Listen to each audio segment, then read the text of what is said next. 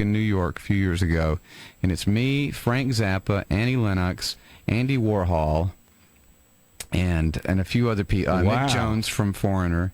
And it's just, I can't find it, but I know the photographer, so I'm going to get it. What was the situation where you were with all those people at one place? It was Mick Jones had a party after an MTV awards show, and a bunch of us went over to it was in the Hard Rock in New York, and we were all hanging out there. And, who knew? When everybody's there, you think everyone's going to live forever. So we're all just hanging out there, and It was like, hey, John Bellissimo, the photographer, says, hey, everybody lean in for a picture. And I was like, yeah, okay. Everybody smiled, and there you go. It's amazing. What is Zappa worth today? Let's talk about Zappa, Danny. Zappa is another retirement situation. I mean, it's just incredible. Again, like I say, we're getting to that age. There's a lot of people getting to that age that we've got some disposable income. So when you get 4 or 5 people, I have at any time probably a dozen fans looking for Zappa guitars. And they're out there. DeWeasel's got that Hendrix baby. Mm-hmm. He's got some good stuff. And Tommy also. Tommy's got some great guitars in his collection. And I bet you once we get to the serial numbers and track them down, that's when history starts coming back to you. You don't know how many collections I've seen, and I've done some work to, and I found out that we're talking historic stuff. Allman Brothers. The guitar Gary used in Freebird. Keith, you should know about that stuff. It's just incredible the kind of stuff that's out there. And it takes not only just a fan, it takes an investigative mind to get down to the bottom of this. And it takes somebody that's really in tight with the music stores, not only the music stores, but the manufacturers, to be able to get down and find the history of a certain piece, especially a 30-year, 40-year piece. Before the end of the segment, I want Tommy to tell you a story about a guitar he found in Connecticut. I read about this today, where your road manager went and found a guitar which was the consecutive guitar to the guitar you started with and loved. Yes, I used to always have a double, so I'd have a spare if something went wrong on the Styx tours, and I had this great, and I still have it, this tobacco sunburst Gibson Les Paul. And so I asked my guitar tech, I said, see if you can find me one that looks kind of like this. And we're up on the East Coast somewhere, and he brings it back, and he said, man, it really looks a lot like it. It was the very next guitar. Yeah. It was the next number. Was it a 58? No, it was a 69. No kidding. And someone stole it. No, where? So I don't have it anymore. From your house? No, it was from it was one of those. I'm not really sure. I think it was a warehouse thing. I'm not really sure, but it came up missing. Well, all you got to do, Tommy, is give me that serial number, and you know damn well I'll find it. All right, yeah, that would be cool to get it back. Let's take some calls. Tommy Shaw will be taking calls later, so hold off. Let's go to Jeff in Detroit, listening to The Bear. You're on with Danny Perkins and Tommy Shaw. How you doing, Jeff? Good, man. How you guys doing? Good, man. Good. Good. I got an item. I'm not sure how much it's worth, but I'd like to test the waters. I have an autographed acoustic guitar signed by all the guys in Crosby, Stills, and Nash.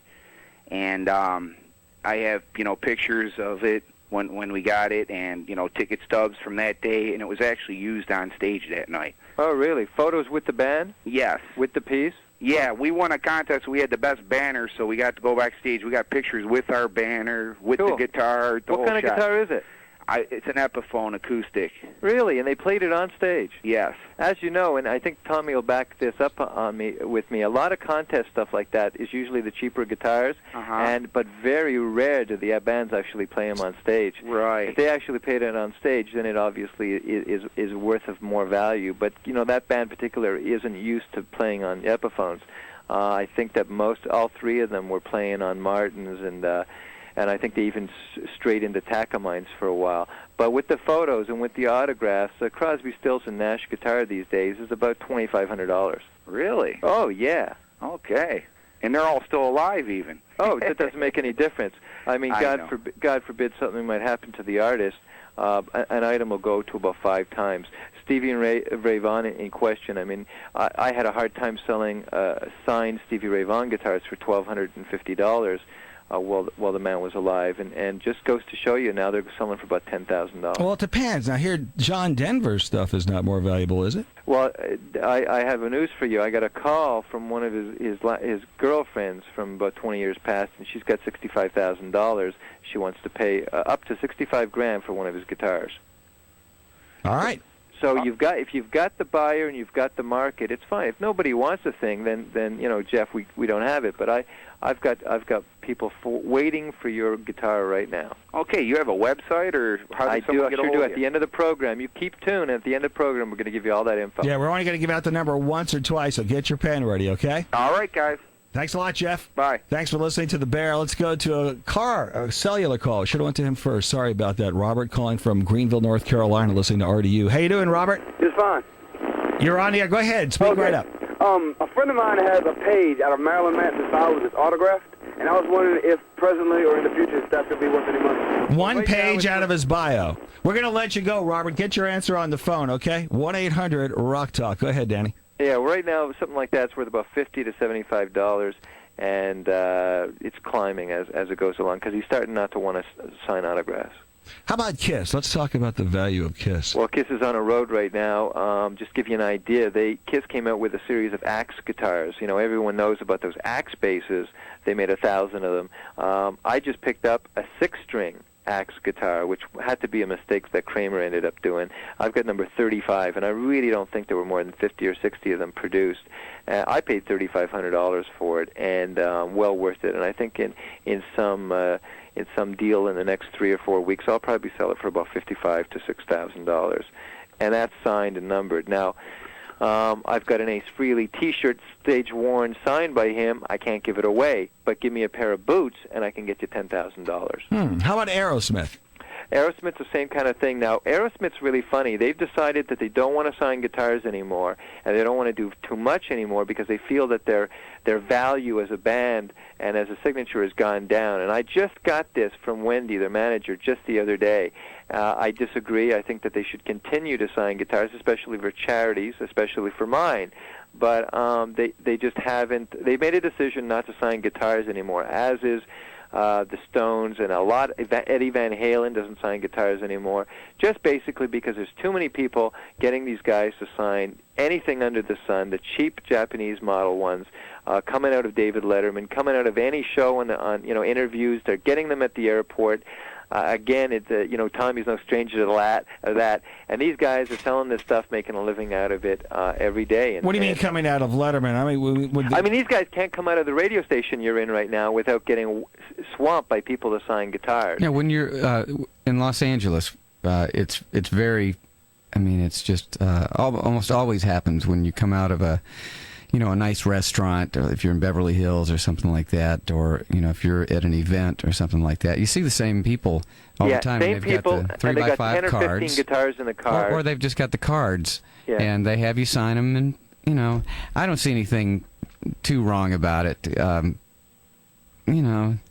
know what they're doing with it, but I've gotten gifts of like blues guys who I can see it's one of those cards with their picture, but it was a nice gift, and I've got it in my studio, and I'm proud to have it. Right. Yeah, I think that it's great because the public is getting what they want, and it's fine for a kid to go out there and hustle.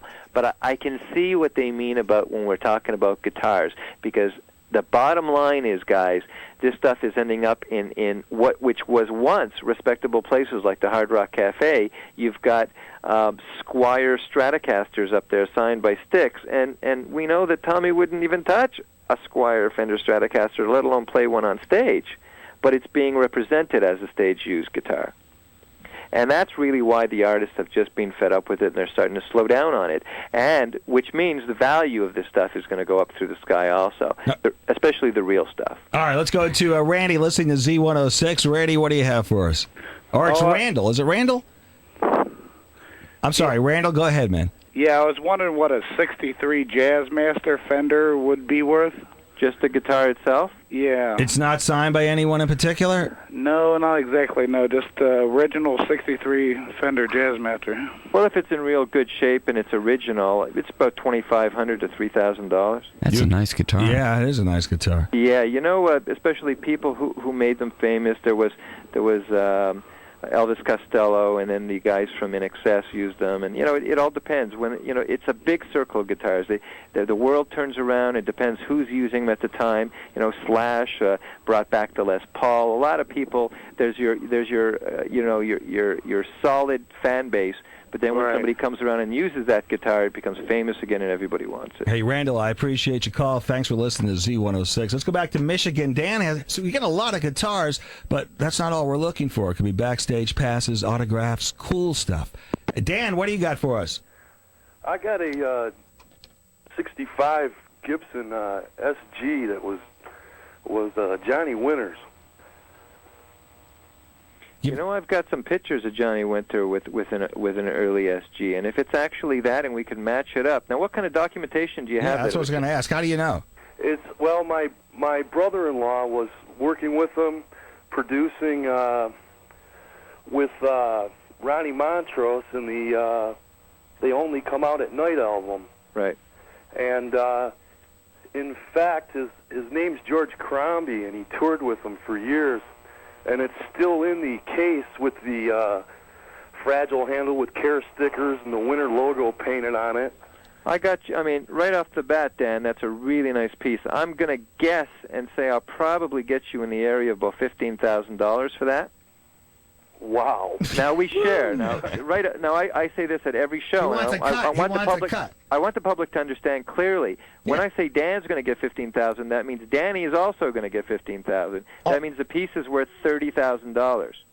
I understand. Okay, so if you were to find the buyer yourself, the market on that guitar truly is about $30,000. But I will do the work. I have a buyer for it right now on the radio. This so you guitar got yourself. was broke on stage, and my brother-in-law put it back together. Oh yeah, absolutely, man. Oh, especially when you got documentation that backs it up like that. And you know, Johnny's a great friend of mine, and we can go back. I can take the guitar to him, and he'll give me a huge story about the guitar too. $30,000, Dan. That's very cool. Yeah, well, this Dan's got $15,000 right now. Hey, man, that's a hell of a vacation in Hawaii.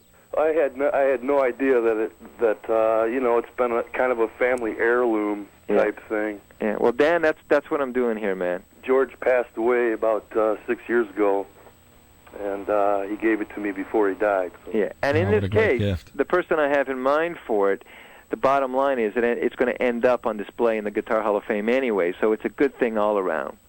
That would be good. Dan, thanks for calling. We'll give out Danny Perkins' phone number and the website at the end, okay? Okay, thank you. Hey, Danny. Danny. Yeah, he's there. Go ahead. A friend of mine in Los Angeles has, and I know he won't get rid of it for anything, but he has the leather jacket that John Lennon was wearing on the cover of Rubber Soul. Right. What? Do you have any idea what that would be worth? We can get $225 for that. $225,000. Maybe he would be willing to let it go. Tommy, let me tell you what I do. There's with always this. a story. Yeah. Tommy, let me tell you what I do with this stuff.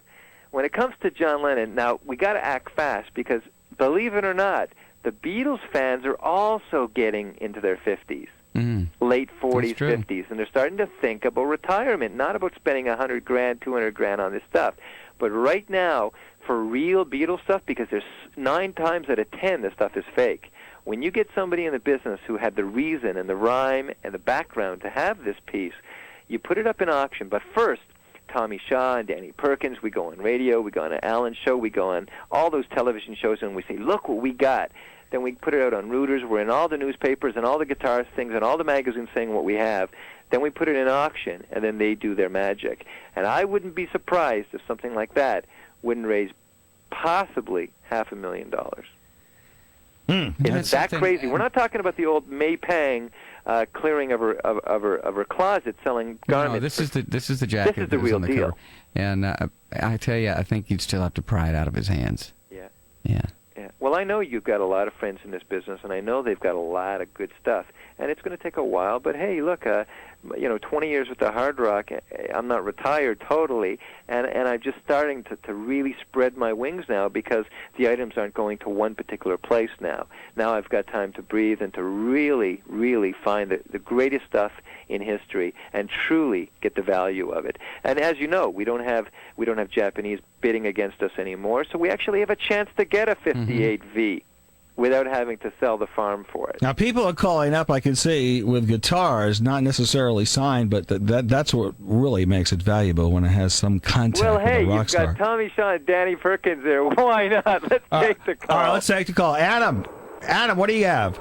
Yeah, I was just telling the guy, I've got an uncle that had a damaged Les Paul, black, in 1953 that he sent back to the factory to be repaired, and instead they sent him a gold top. And it was the last year they made it was 1953. I was curious to what something like that would be worth. All right, we're getting into a different vein here. You want to take a stab at it, Tommy, or anyone?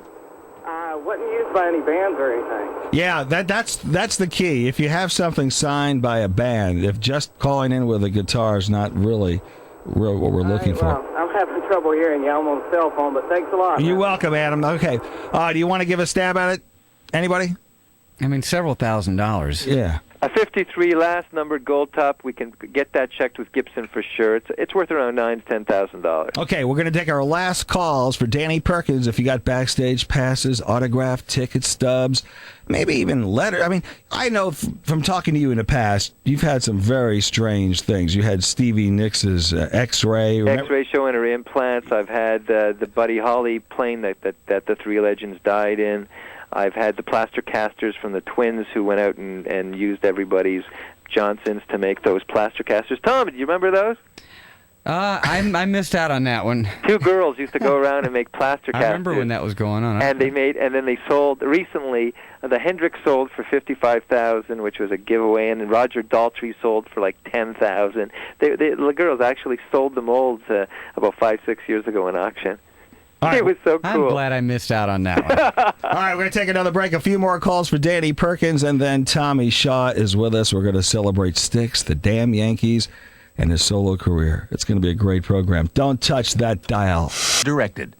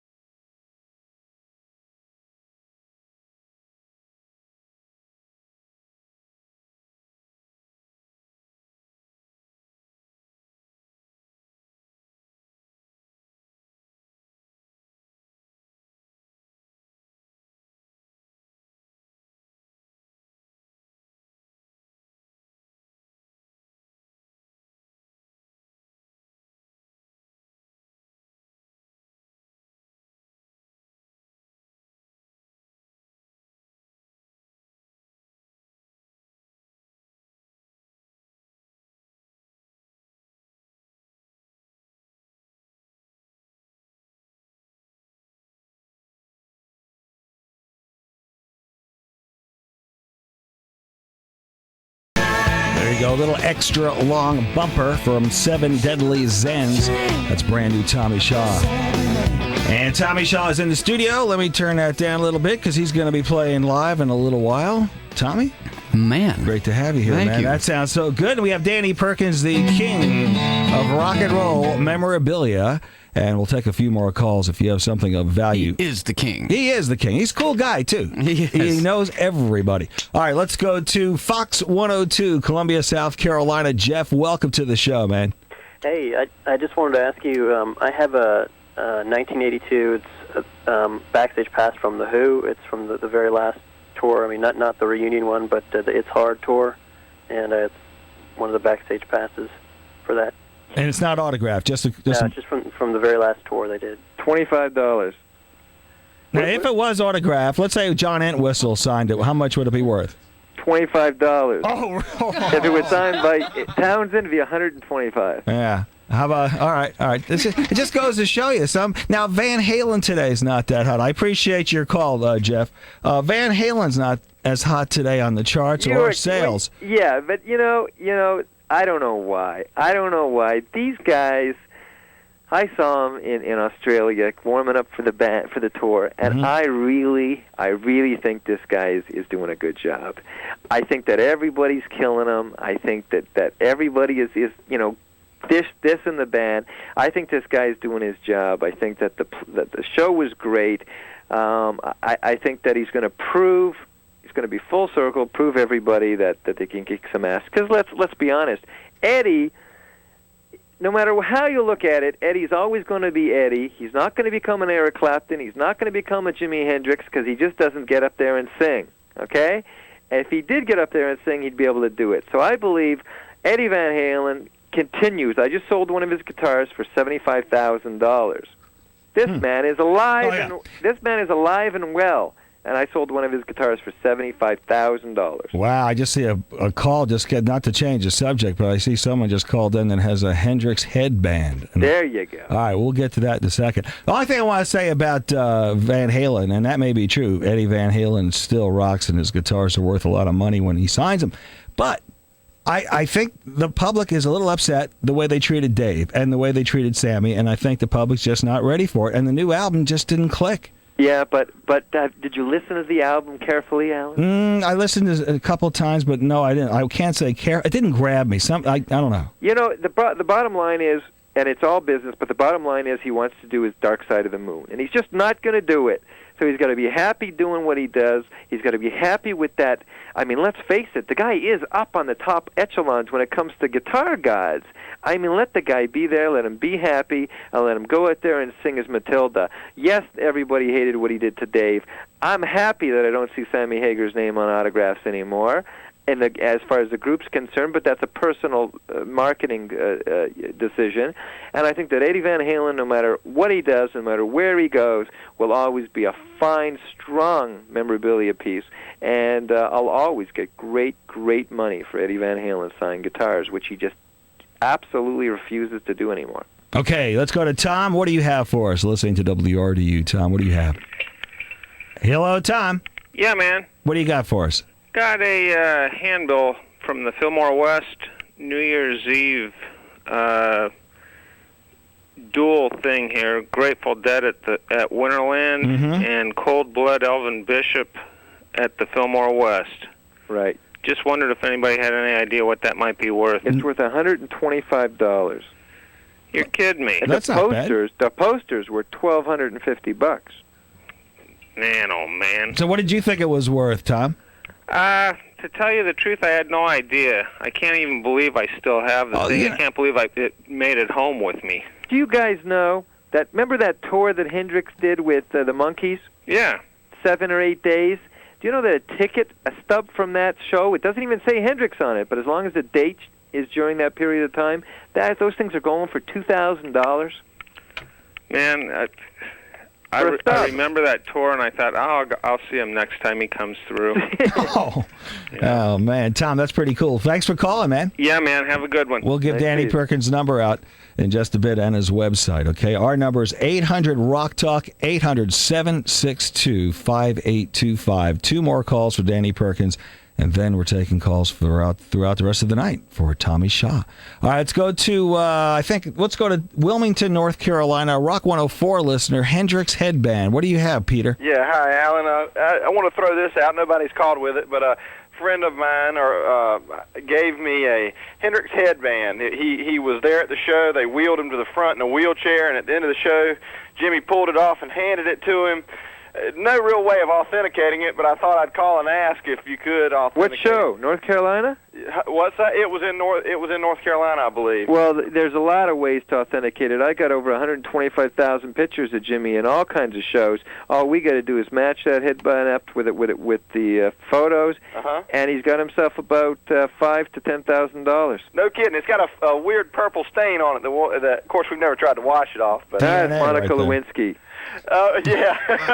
Well, another thing, Billy Cox and Buddy Miles are down here doing some work, and I thought I'd talk to them, try to get in touch with them and see what they have. I'm sure I spoke to them both. I spoke to them both, and don't worry, they're cleaned out. I mean, when Mitch Mitchell sold that guitar for $375,000, everybody in that whole Elvis camp, everybody of that time, Peter, has sold out. Everybody's out of stuff. No and what happens is when these guys start coming up with stuff, then the big suspicion flag goes up, because there's no way these guys got stuff. Why would they wait 30 years when everybody was cashing in the 70s and early 80s? I gotcha, yeah. So that's when you start worrying. But this is a nice piece. It's got a great history, great story that goes with it. All we got to do is authenticate it, and then we're talking about some sweet money here. No kidding. How much again? About $5,000 to $10,000, depending on how well we can document it. And that's his cut. That's his cut. I'll listen out for your address. You'll be getting it. Thank you, sir. All right, Peter. All right, good night. We're talking to Danny Perkins, the king of rock and roll memorabilia. We'll take we'll take another call in just a second. How about Tommy Bolin? It's kind of like Zappa, believe it or not. There's like a cult following, and that you got to get that cult following, and then you got to get the money out of them. And it's not as easy as a major star like a Hendrix or a Joplin or Beatles or Stones, where I've got 50 or 60 customers for. I do have customers for them, but they're not paying the top dollar for them. How about Neil Young? Neil Young is a classic, and for a stage use guitar, which in 20 years I've only seen one come up. It sold at the time, which was probably 1982. It sold for $40,000, and it's in one of the Canadian Hard Rocks. I've yet to see another one.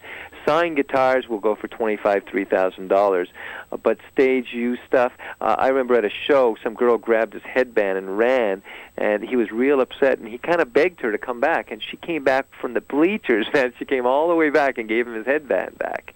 So, I mean, it's like, I haven't heard. In 20 years, I have not come across a whole lot of Neil Young stuff, and for good reason. He just doesn't give it away. Doesn't sign it. All right, last call for Danny Perkins. Let's go to Todd. Todd, what do you have? Hey, Alan. First of all, let me say, great show. Thanks, man. Love it. Tommy Shaw, you guys are awesome. Wish you guys would tour with Styx again. We Danny, will. I got a couple things.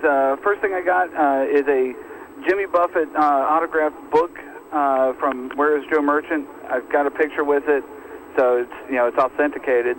I've also got a Grateful Dead CD book, the little book that's in front of the CD case, autographed by the whole band. No picture, unfortunately.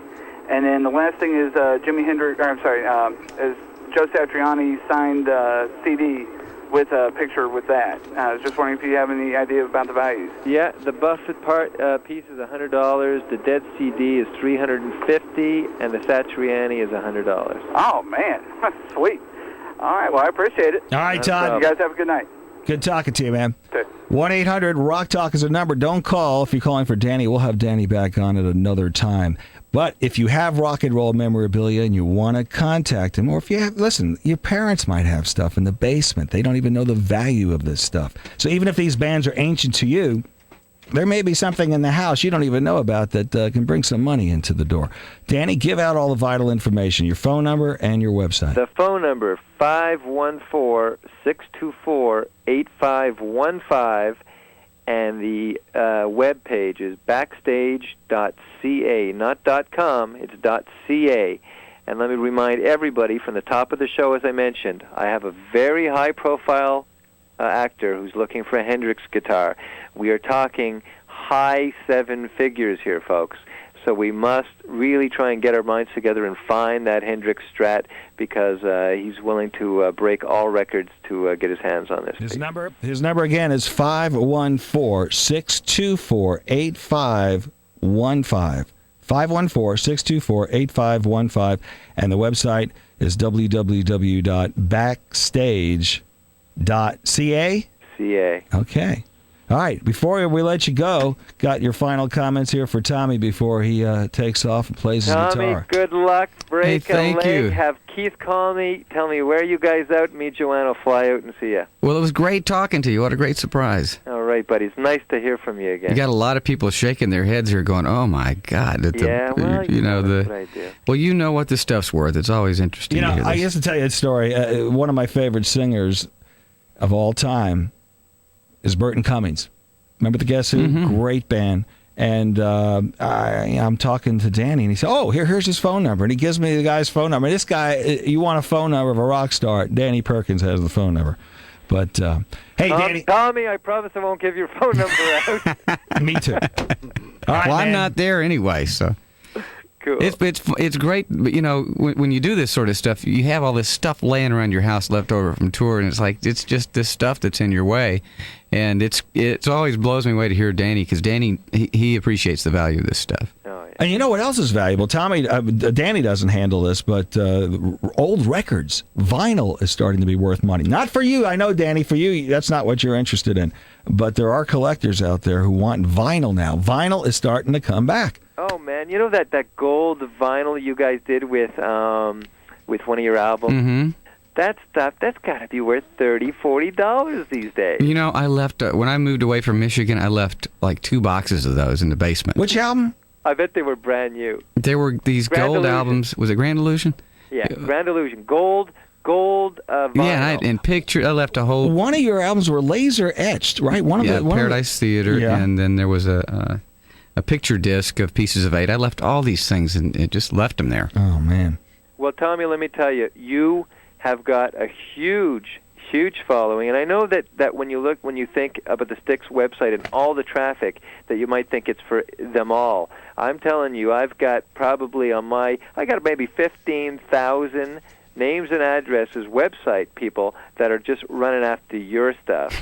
I mean, guitar picks, signed You want to photos. hear how bad I am, what a bonehead I am with this stuff? Girls love you, man. I'd been looking for this Charvel guitar of mine, and I'm going, where's my Charvel? It's probably under a bed somewhere.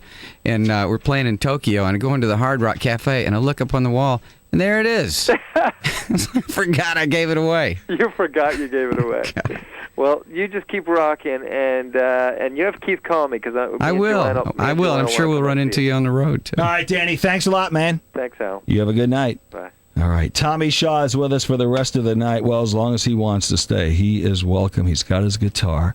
And our number is 800-ROCK-TALK, 800-762-5825 for Tommy Shaw. The calls are coming, and by the way, you can also hear the show on the internet at my website, www.alhandelman.com. We have 2 audio sites there, and tonight's show actually is going to be filmed. We're filming it right now, and we're going to have the video up on my website. When do you think, Willie, it'll be up? Any idea? No one? Wednesday. Okay, so we'll have it up. Man, you are the multi-format guy here. It's amazing what we do out of the studio, Tommy. It's amazing. This is just a little radio station studio. Great station, but, it's meant for one signal. And we bridge out to the network and manage to handle everything. That's why Marcy behind me is always pushing these buttons here so we can make things work. Well, I'll tell you what, though. There's nothing... I mean, I hope your new studio has this kind of a vibe to it. Oh, cool. Because there's nothing, the vibe is everything, and especially when you're making records. If you could see where I made Seven Deadly Zens, it was a converted garage. I extended it a little bit. But the vibe in that room is just, you never feel like you're going to work in there. You get in there and it's all of a sudden you don't want to leave.